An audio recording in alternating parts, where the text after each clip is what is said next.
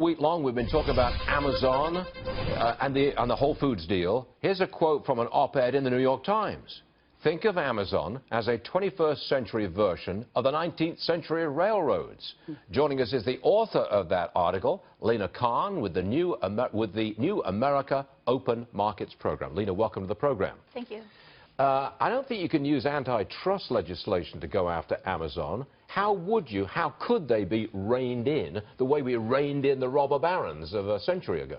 It's a great question. So traditionally, when we've had dominant companies that are potentially abusing their dominance, we've done one or two things. We've either broken up that power or we've sought to regulate it. So I think we have a similar option with Amazon, which is we can either, separate the lines of business that are causing conflict of interest. Who would do that? Who would break them up? By what authority would they be broken up? You would do it either through the Justice Department or the Federal Trade Commission. But they'd have to be charged with operating a monopoly before you could break them up.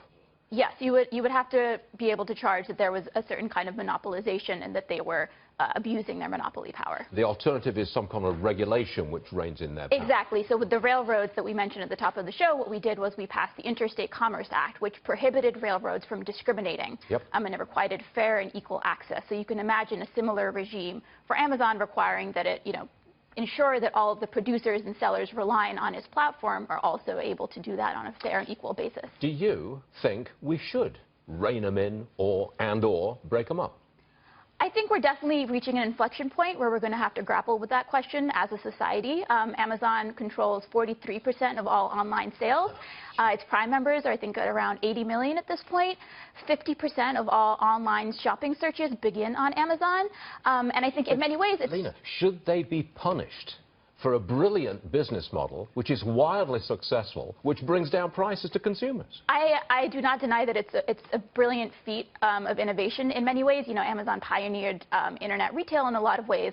But I think it's also worth remembering that in certain regards, it has built its dominance through certain kinds of predatory conduct. Give me an example of predatory conduct. So, for example, it ended up buying up Diapers.com. But before it did that, it entered into an aggressive price war where it lost significant money on diapers.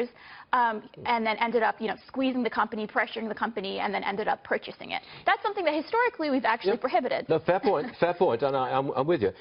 But to go after Amazon would be a political decision, not a market decision, not an economic decision. A politician would have to instigate this. I think all decisions are political, insofar as, the government agencies are bringing them.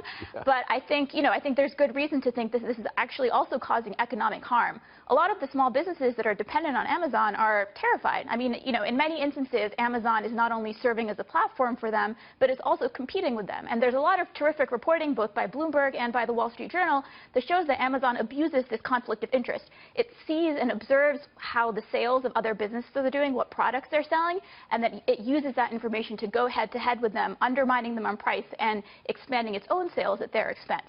And so these are forms of conflict of interest that traditionally we've also recognized as anti-competitive.